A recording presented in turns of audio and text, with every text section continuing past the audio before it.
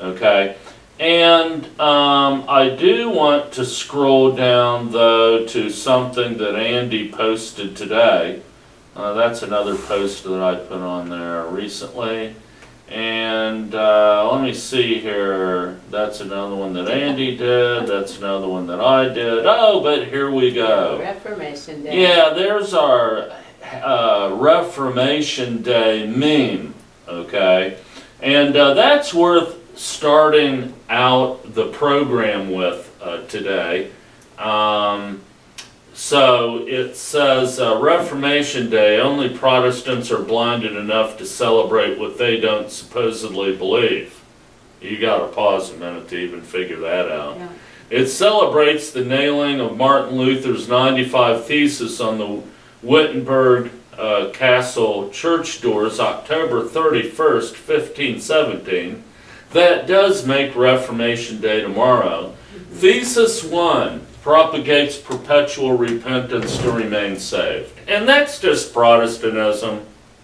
Okay? That's just Protestantism.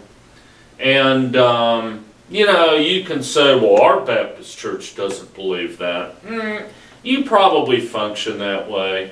And frankly, I've been a Christian since 1983, was a pastor, went to W.A. Criswell Institute for Biblical Studies, which is considered one of the most biblicist, conservative seminaries on the face of the earth. And I assure you that everything that I've seen in the institutional Protestant church for how many years, everything that I saw ever pointed to a functioning of progressive justification, or this idea that faithfulness to church keeps you saved.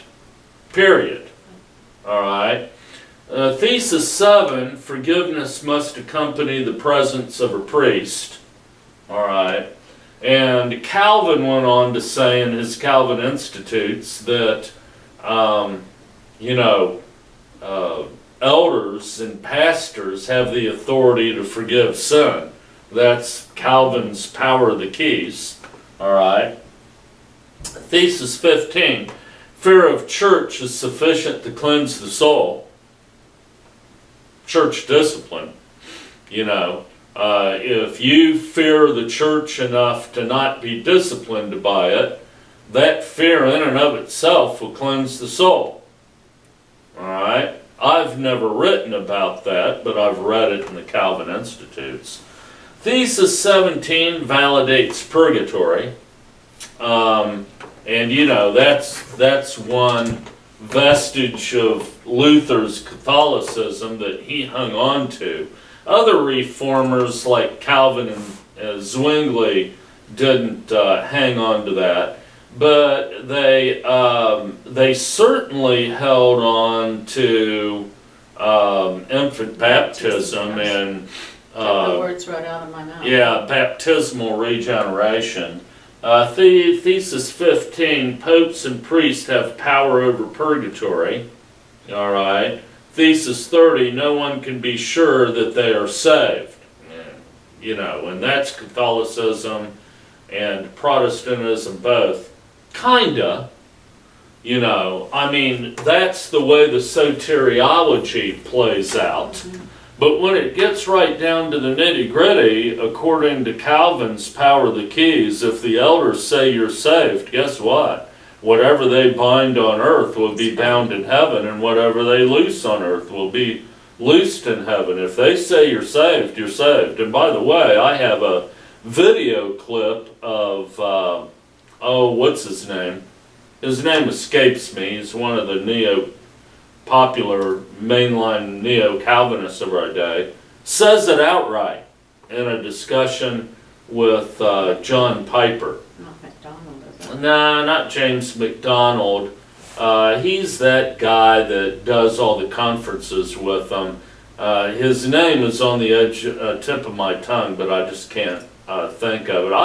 I've played the video several times where he states outright in a video discussion he had with John Piper, that, if your best shot at assurance is the fact that if the elders, the collective elders, or 10 or 11 elders say you're saved, you're probably saved. Yeah, so that's really, whether it's Catholicism or Protestantism, your assurance rests in what the church, how the church judges you. Okay, that's pretty But if consistent. you notice all the theses you have listed there, where all are couched, every one of them couched in the institutional church. The perpetual repentance, you have the presence of a priest, the fear of church, popes and priests have power over purgatory, and assurance of salvation is granted by the authorities in the church. All Right. of those theses that you've listed there on your little poster, all you have to put in that little institutional church building. So there's Yes, nothing and new in the sense that Luther was trying to break away from the doctrine of the Catholic Church and promote salvation by faith alone. If right, you notice all of his theses, that I don't see anything about salvation by faith alone. right. And where all of that is stated is in the Heidelberg Disputation, which was 6 months before the 95 Thesis, and it's talked about little in the churches. I mean, you never heard of the Heidelberg Disputation till you met me. Right. And then I found out about it later after that. And then come to find out that even before the Heidelberg Disputation, we had the 97 Theses, which was Martin Luther's 97 theses against the use of reason in theology. Okay? Wow.